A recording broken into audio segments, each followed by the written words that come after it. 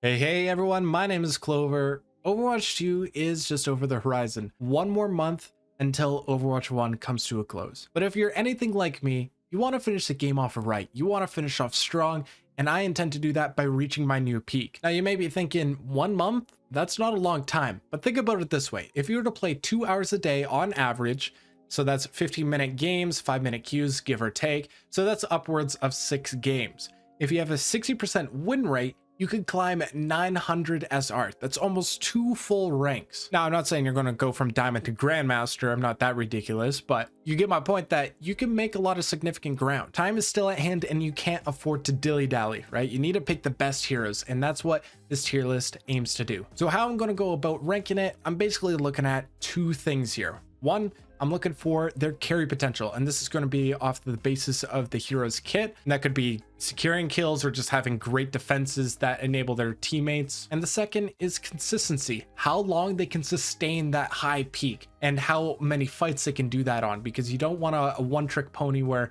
you get one ultimate and then that's pretty much all their value out the window from there on out until they get their ultimate again. No, you want someone in the neutral, in the ult fight, in all these different situations to be impactful. This will also be a tad different from my previous tier list because we usually compare all these heroes collectively, but for this one we're going to go role by role.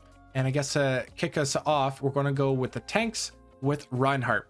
So what's the deal with Reinhardt? Well, it's the fact that he doesn't have the mobility to close the gap, and if he's just holding his shield up, this is a very poke dominated era of the game where if he's in any sort of open sight line, his shield can get obliterated. And without any shield, not only can he lose his life, but he's also worthless because he can't protect his teammates and enable his teammates. He needs some good teamwork so that they can rotate into different positions to take out high grounds, for instance, which is his crutch. And or he needs a Lucio to speed him. He needs a Maywall to close the gap. He really is just a resource sponge, and that's why he's got to be on this low tier, because if he doesn't have that, there's no way he can use his hammer to actually secure kills. And even his ultimate is kind of you have to wait for the shields to basically break, or you need to look for those openings. So it's a hit or miss ultimate as well. In the same vein is Orisa.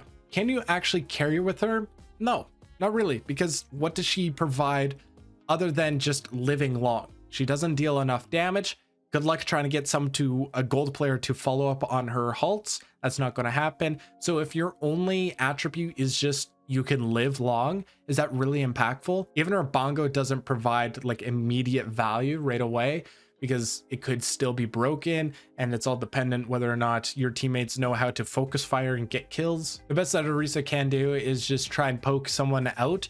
But the thing about it is that she's still not getting kills. She doesn't have the burst damage to actually get kills. She does provide a lot of overall damage to like barriers and stuff. So she's almost just a glorified Torbjorn turret. Like that's pretty much all she is with the shield. That's where we move on to the third tier here. And that's going to be, where is he? Winston. So Winston, what I really like about him is the mobility, because the mobility allows him to close the gap and allows him to take high grounds, to it opens up so many more avenues with him because of the mobility. Not only that, he's got some pretty good stats. He's got, obviously he's a tank. He's got the AoE damage that he gets from his Tesla gun, as well as the bubble barrier, which is the second best, if not the best shield there is in the entire game, because it's easier to deploy than Reinhardt's. With 900 HP too, it really provides that safety zone that Winston needs. And the only thing that kind of hinders Winston and what makes him a bad pick is his counter ability, because all he has as his defense is a bubble. Someone like Doomfist can immediately kill him, right? Like once his bubble shield bursts and he's just like dove on in, he's a very vulnerable target until he gets that leap to leap out. And if he leaps out, then he's sacrificing all that space that he generated in the first place. But he can still, with his ultimate included, he can still create a lot of pressure to clear high grounds, and with a lot of low ranks that don't know how to rotate properly around dives, that you can capitalize off their mistakes. D.Va is almost in the same category. Given her stats, she's the best, if not second best, duelist in the entire game. The mobility is huge again to reach every location. Defense matrix is a great ability, and micro missiles is there to support her duels, as well as she has 300 armor. which this is insane. That's before the Overwatch 2 armor nerfs. So she's got a lot of stats that really support her. She's just hard to play. And then we'll move on to consistent playmakers. What I really value from Zarya is that she's able to be effective from range. A lot of these heroes so far aren't super effective from range. So what Zarya lacks is mobility like Reinhardt, but because she's got projected bubble, she can, like, let's say stay on cart, push the cart, and then bubble her Genji or Doomfist that are trying to engage and basically make them a temporary tank, blocking all the CC, all the stuns that there are in the game. And that can't be understated. That's a powerful ability. It's up there with Defense Matrix. It's up there with Lamp. It's really impactful as an ability. And so all you have to really worry about is getting the charge initially so that you can be a damage threat. But otherwise, you're using your bubbles more or less defensively to try and protect your teammates, to protect yourself. Or you can try and engage and realize that when your Genji is dashing in with his Dragon Blade, that you want to bubble him as he dashes in. Great ultimate too. Then we've got Wrecking Ball. Wrecking Ball's in the consistent playmakers, and he could be in the easy carry heroes. He could be in that category.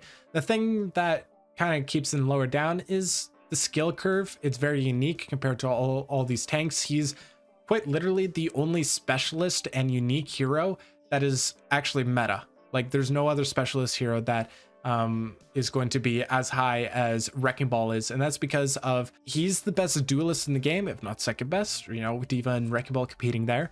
But he's also got Slam, which is great for farming up his Minefield, one of the better ultimates in the game. Is great for dueling because of that burst damage. Sets up his teammates because it knocks them up and makes them easy targets as they are stun locked in that period of time. But the grapple allows him to contest flanks because, again, he's one of the better duelists, but also can engage on the enemy team to try and disrupt their defensive setups and boop someone forward, make it easy and create this opportunity for your enemies, or for your teammates, I should say, to follow up on that displacement. Again, the skill curve is really hard because if you don't know all the grapple spots to adapt to your circumstances as people move around the map constantly, then he's going to be really tough to play, especially if you don't know the simple rule of scout setup hit. If you go from main, you're just going to get flash fanned and hammered, if you get what I'm saying. So he's tough to play and get a lot of value because you sacrifice a shield for just like self survivability. So that's one knock on him there too. But I couldn't mention Roadhog, or I couldn't say Roadhog wouldn't be in this top tier list because of the fact all he really needs to do is flank, get a hook, and get that kill. That is his entire playstyle. And luckily for Overwatch 1, he works because he's got that secondary tank to help protect the rest of his team while he's off doing his own business. Here's a weird thing about Roadhog though, is that if you look at all the other heroes, he can be easily countered. And that's why Roadhog doesn't really see, you know, he's not as impactful. He can still be impactful because if you land your hook consistently, you get that easy kill. You start the fight off with a kill, you win the entire game. So it's really stupid. But he's got a lot of counters with Ana, with Sigma, Baptiste, with Diva Defense Matrix. He can get easily poked out if he's not careful.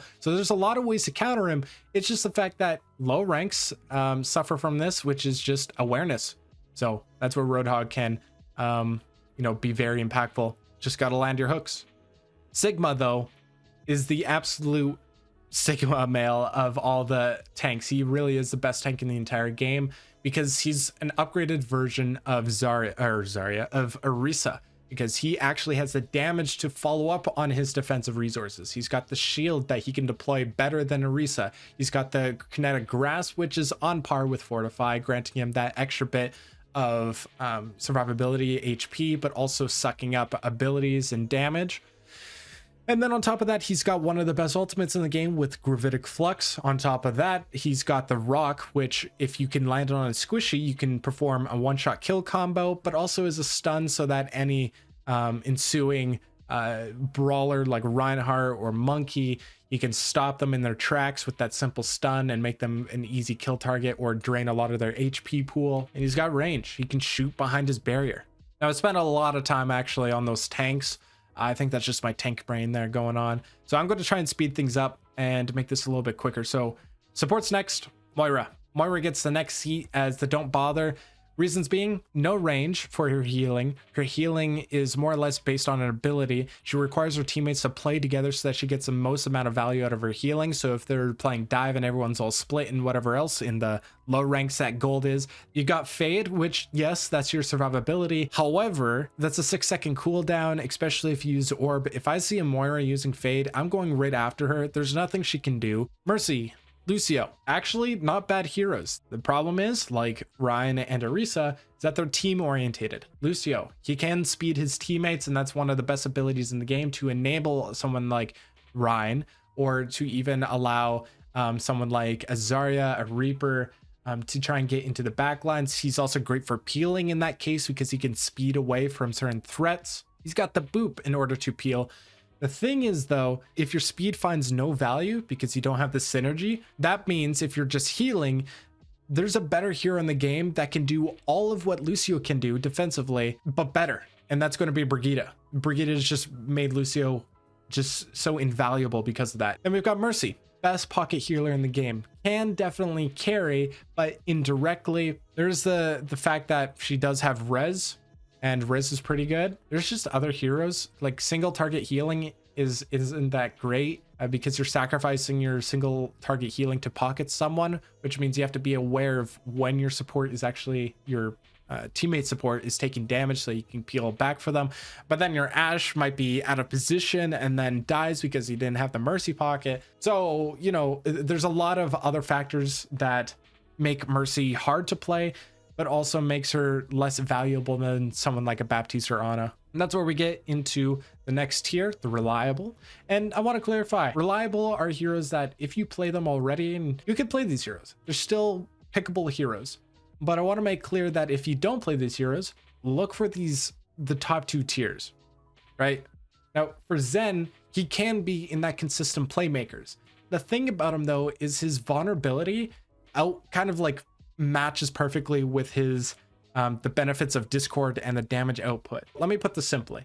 He's super vulnerable to dives and all that sort of stuff because he really relies on his orbs in order to defend himself. The reward, however, is his Discord. So while Zen himself might get, let's say, 3,000 hero damage on average, the Discord, the amplified 25% damage onto whatever the Discord is on, that effectively brings up his damage numbers up to like 10,000 and is up there with like DPS. The effective damage he does is insane, and that's why he's a great pick in these high ranks, because they know how to peel for him, they know how to protect their Zen, because their Zen provides so much value with his Discord. Oh yeah, and he has Transcendence, which is a good ultimate, I think. All right, Ana gets into the consistent playmakers, honestly kind of like Zen, except I think a little bit more impactful with a nade. She has more versatility, I should say, overall, or more consistent.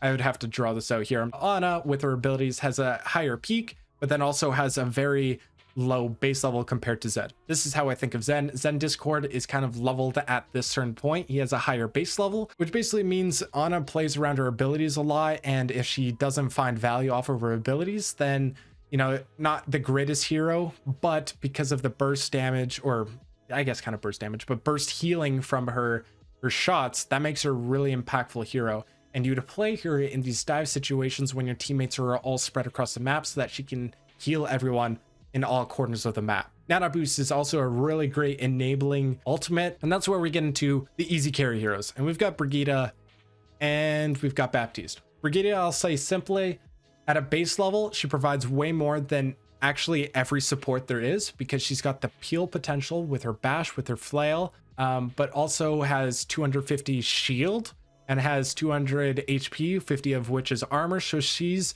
the tank support. She is very hard to kill, and especially once she gets Inspire up, there's no way you're killing her by yourself. As long as you play the bodyguard position and you use your flail just to trigger Inspire every now and again, that's 15 healing per second over 6 seconds. That's a lot of healing, larger radius than Lucio. I believe it's more healing at its base than Lucio healing, other than when he uses his amp. But then you put the repair packs on top of that, which auto lock onto targets. You've got 3 charges of them, and that brings it up to what, I think 65 healing per second. That's insane. So you can put a Mercy Beam on someone for 2 seconds, which is a fairly long time in this fast-paced game. And then we move on to Baptiste. Baptiste is very impactful because he's got burst healing, which is also AoE, funny enough. Same healing as Ana. Can you believe that? 70 healing, burst healing, and it's AoE. It's slightly harder to use, and that's why you would prefer Ana over Baptiste, because Baptiste can't really heal a Tracer that is blinking all over the map, right? But in these slower stationary comps, you can use the AoE healing, the burst healing, as well as regenerative burst, which is a huge radius that heals. I think it does 75 healing. So I forget what that is over its span, but it does a good amount of healing on top of the AoE healing from his primary fire. And then you've got immortality field. You know how many times I've clutched out the fight because I've used a mortality field around a corner? Like Ana's nade can't do that. Ana's sleep dart can't do that. Those are skill shots. I use my lamp and I get immediate value just by placing it around the corner. On top of that, he's got moon boots. So if someone's coming onto him, he can just jump up and use that initial inertia to evade certain attacks, but also get onto high grounds where Ana's stuck on the low ground. I don't know how Blizzard made these heroes, but they're really, really dumb. Next up, we go to DPS. So I'll list them all out and we'll go one by one as I do it. So we've got Sim, Junk, Pharah, Bastion, and Sombra. No particular order. We'll start with Sombra though. So Sombra, what does she require? She needs teammates in order to follow up on her hacks, in order to follow up on her EMPs. EMP, more doable because if you get a big EMP, that means your teammates can collapse onto that, and having a huge ability advantage in this game is really important. But the manual hacks, you're probably not going to find value a lot of the time. If you try and duel someone, you're always very scared and tempted to translocate. When you translocate, you're now effectively out of the fight for that time being. Pharah, why does she suck? Well, she needs a pocket because as soon as a hit scan comes around, she'll be poked out. The other thing to consider though is you also need to hit your directs, and hitting those rockets consistently is what allows her to get those picks and carry. But again, you pretty much need a mercy pocket or you're not going to do anything. Bastion, the problem with Bastion is he's stationary when he's in Sentry, and that's where he wants to play, is in a Sentry, having the highest DPS there is in the entire game.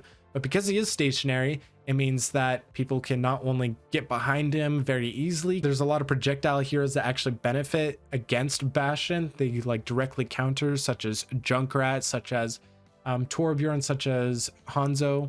It requires a lot of resources in order to protect them because of that fact. You need shields, you need Baptiste in order to provide that burst healing and lamp. You need mercy to res just in case if he dies. And we've got Junkrat. He kind of relies on him, you know, at these tight choke spots, and there aren't a lot of those in the game. And if a team is completely able to, you know, a diva can immediately deny all the value from Junkrat. Zarya actually benefits from Junkrat. So what does he have to do? He has to go J Silly mode, and that's where he double mines up and lands on, goes over the roof and tries to get a one-shot kill combo. That's Junkrat's playstyle. Or he needs a flank so that he can get a grenade mine combo, one shot. If that's Junkrat's playstyle, might as well play like Tracer, Genji, Reaper, who are just better in that, who are more reliable. Sim, same thing, kind of like Junkrat. Can work in some cases on certain maps. I'm thinking of Hanamura or like Lijiang Tower, where you can get your team that initial advantage with TP. But other than that, she needs her team in order to create this wall so that she can farm up her beam if enemies are close enough to even ramp up. So there are times where you can play her, but are you going to use this hero all the time? No. Not at all. Don't play the zero. And then Torbjorn finally. What is Torbjorn? He's pretty much like the Orisa of DPS. What he lives and dies by is his turret. If someone breaks his turret, you're going to miss as Torbjorn 70% of your shots. That's what you're dealing with Torbjorn. You're not going to hit all your shots. So you lose all your damage potential. So what you really are is someone who relies on his turret, tries to protect his turret as much as possible in these niche locations to try and get some additional damage pressure. The other benefit is just his overload, where he's super survivable. But again, being survivable doesn't mean carry. I don't like these Torbjorn mains. Like, there's absolutely no reason. You can have Soldier and have the same success. You can have Cassidy and have the same success, because they have ways of mitigating damage themselves while having a more consistent, more reliable way of dealing damage. And then we get into the next category. And so these are going to be our specialists. I think these are kind of self-explanatory. I'll go through them again one by one. So Doomfist, you have to have great mechanics in order to allow him to function, but you also have to have great timing, because if you go in by yourself, you can get stunned and that's it for you. Like, easy as that. So you need to, like Wrecking Ball, scout, set up, hit, but you have less HP to do it, and you're more predictable when you do it. Yeah, that's pretty much it for Doomfist. Next is Widowmaker. You live or die by your mechanics. If you can hit your shots, you can put her in the reliable, but you can still be countered by a lot of these dive heroes, especially Wrecking Ball or Winston or Diva. Mei. I think Mei is a little bit slept on because I don't know why, but I think it's just because she feels like she doesn't have a lot of impact, but her icicles still deal a lot of damage, and it's projectile too, so there's no fall off. She could be incredibly impactful. The only thing that she really lacks on is, yeah, like she doesn't have the greatest abilities to like secure kills. She relies on her mechanics in order to hit those fade away icicle shots, if you know what I'm saying. But her wall does a guarantee value. It can on certain choke points for sure. So she's survivable. She has some good stuff. I think she slept on a little bit, but knowing how the games are, and especially if you are someone who's plat, who kind of plays Mei here or there, probably don't main this hero. Genji, I'm almost considering to put him on reliable, but I think with just how everything is with stuns, the fact that he has a very inferior kit to a lot of other heroes, he's countered easily, he's hard to play. I have to put him in this tier here. He lives or dies by his Dragon Blade, which is a hit or miss type of ultimate. All right, we're moving on to reliable, almost done here. So with Hanzo, I really value his versatility, the fact that he's a sniper that has a one-shot potential. Projectile actually really helps in some cases. He just sucks against the flying heroes or the highly mobile heroes because he doesn't have the ease of hit scan, but he still has a lot of tools that make him impactful. So people still have to respect him because of the one shot, but he also has a lot of burst damage and can put a lot of pressure on the front lines with his storm bow. The thing that really pulls him forward though is his mobility. Wall climb, super great. You can evade a lot of incoming abilities. You can be super evasive because of that fact. And then you have a leap on top of that if you want to dodge out of line of sight and get into cover easily. Almost a consistent playmaker, but it's because of the fact he's projectile, I can't put him up there just quite yet. Then we're going to put up the last two hit scans for this row here, and it's going to be Cass and Soldier. So with Cass, he's a high precision hero, so you also need mechanics. So if you hit your body shots and you hit 50% of your body shots, you deal a considerable amount of damage. What you need from Cassidy though is to get around the 20% critical accuracy, because that's where you actually can carry and get these kills. And because of the fact of how hard he is to use and that consistency of getting the how easy it is to get critical hits, I would have to put him in the reliable, because he's, you know, he can still chunk down people. He's still a decent contributor to the damage output as a whole. It's just securing the kills that he really requires. High Noon, high risk, high reward ultimate as well, can be slept, can be stunned out of it. And then Flash, of course, Flash is going to be also very impactful. So if you have any nuisances with, you know, a tracer or something, you have the Flash to at least keep those flankers in check. And then Soldier. Soldier is a more consistent damage dealer than Cassidy, maybe a less peak, just the fact that Cassidy can like two-shot someone. Soldier requires a little more damage in order to do that. He still has Helix rockets, so he can burst down people really quite quickly. I think just what holds back Soldier is he's average in all these categories. He doesn't have a huge pick potential, and his ultimates, his abilities don't really have this huge, you know, oomph to them. Tracer, Echo.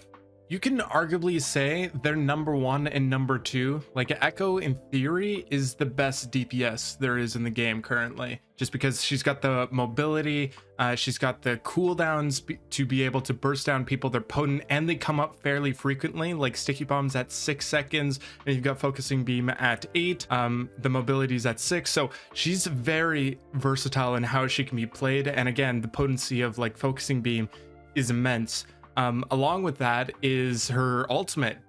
In the ult fights, she can win, because if she copies a tank, likely you're going to copy a tank. If you copy a tank, Tanks are the most powerful role in the game. You can copy a Reinhardt and get value. But then Tracer is the same way. Like in the neutral fight, she's super strong because she's got the mobility to evade a lot of attacks, but also her pulse pistols deal so much amount of damage, especially up and close, can one-clip people.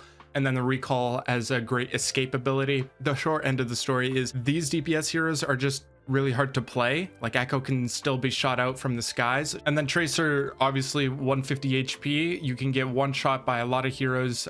Stuns are very scary because you are a close range hero. If you could play these guys to like a reasonable degree, if you have you know, you've specialized in this hero, you've had a lot of experience in this hero, you can definitely carry because you've already got the fundamentals down. It's now just more of those harder concepts to learn. Now for the last two heroes, we've got Reaper. Reaper is heavily slept on. I don't know why people underrate him so much, but Reaper is so good. The fact that he can TP onto a high ground, he has that mobility so he can get to those spots and contest a sniper. His duel potential is through the roof. He's one of the best duelists in the game for sure. He's probably fourth underneath Roadhog. So if I were to label this, it would probably go like Wrecking Ball, Diva, Roadhog.